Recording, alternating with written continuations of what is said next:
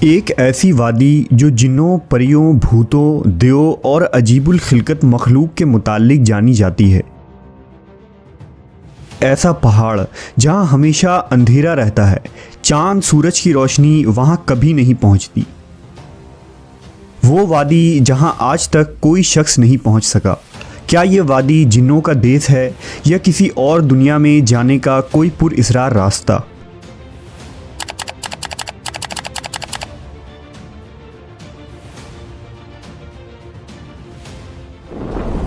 کوہ قاف کا نام سامنے آتے ہی کوئی گمشدہ عربی کہانیاں ذہن میں جاگ اٹھتی ہے۔ ایسی کہانیاں جو بادشاہوں کی حسین شہزادیوں سے شروع ہو کر جنوں اور پریوں کے زیر قبضہ ہیبت ناک قلعوں اور طلسم سے جڑی ہوتی ہے۔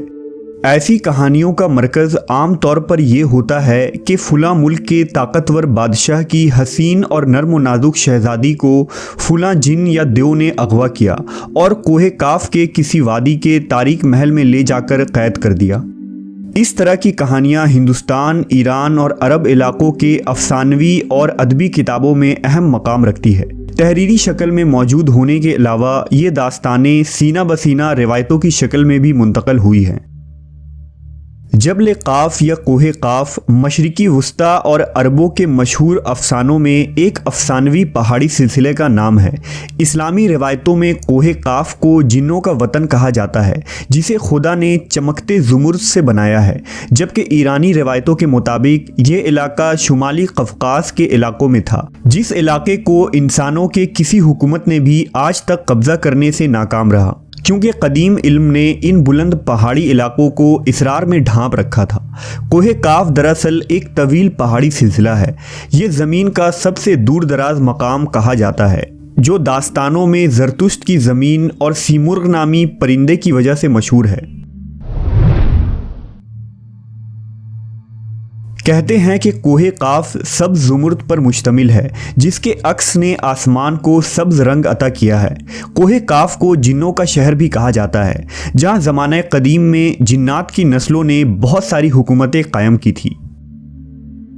امام قزوینی لکھتے ہیں کہ کوہ قاف کئی علاقوں میں منقسم ہے، جس میں 70 زمینیں چاندی کی ہیں، 70 زمینیں سونے کی ہیں اور 70 مشک کی۔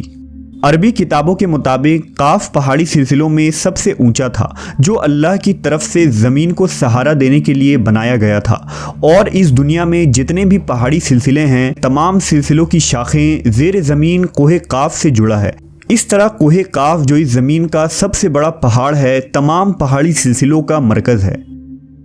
زکریا القزوینی نے 13ویں صدی میں عجائب المخلوقات و غرائب الموجودات نامی ایک کتاب لکھی تھی، جس میں انہوں نے کاسمولوجی کے مطابق یہ نظریہ دیا ہے کہ آسمان کو خدا نے تھام رکھا ہے تاکہ وہ زمین پر نہ گر پڑے۔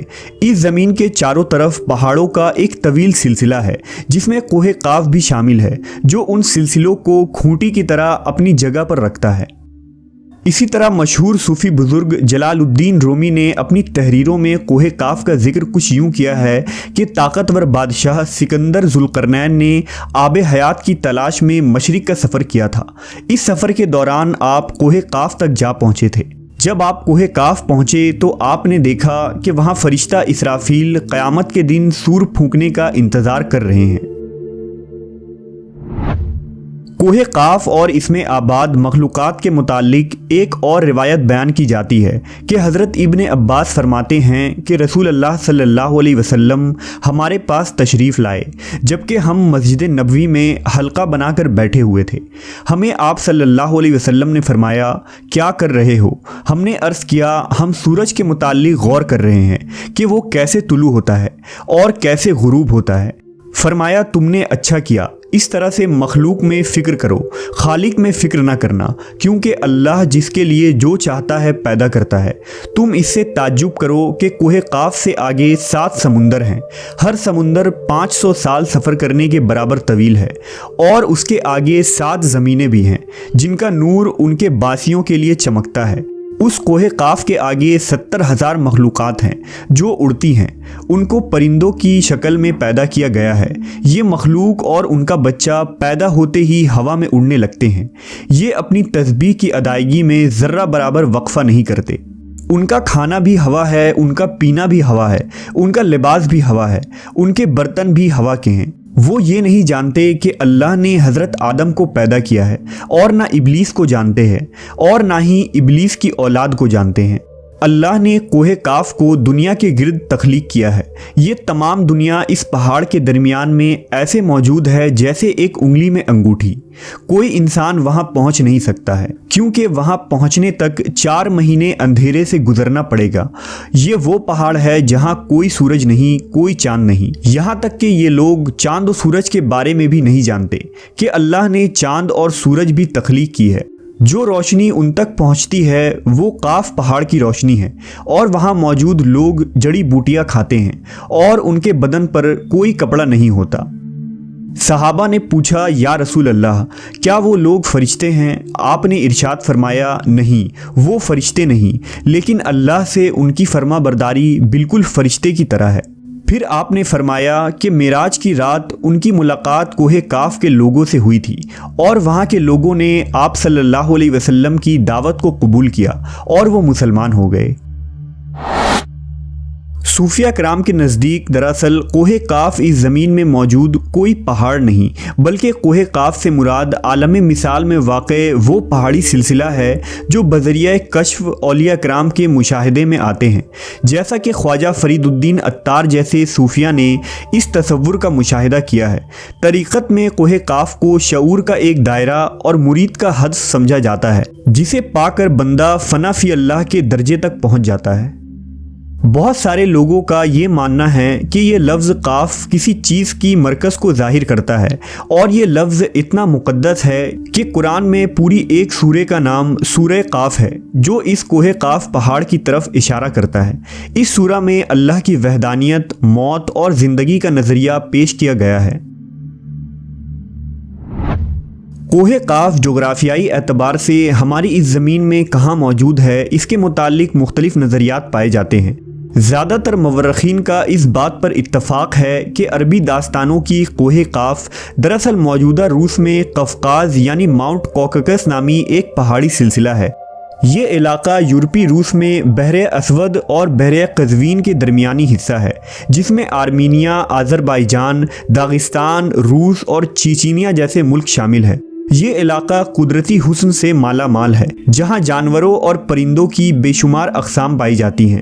جھیلیں، آبشاریں اور چھوٹے چھوٹے چشمے دیکھ کر ایسا معلوم ہوتا ہے گویا جنت زمین پر اتر آئی ہے۔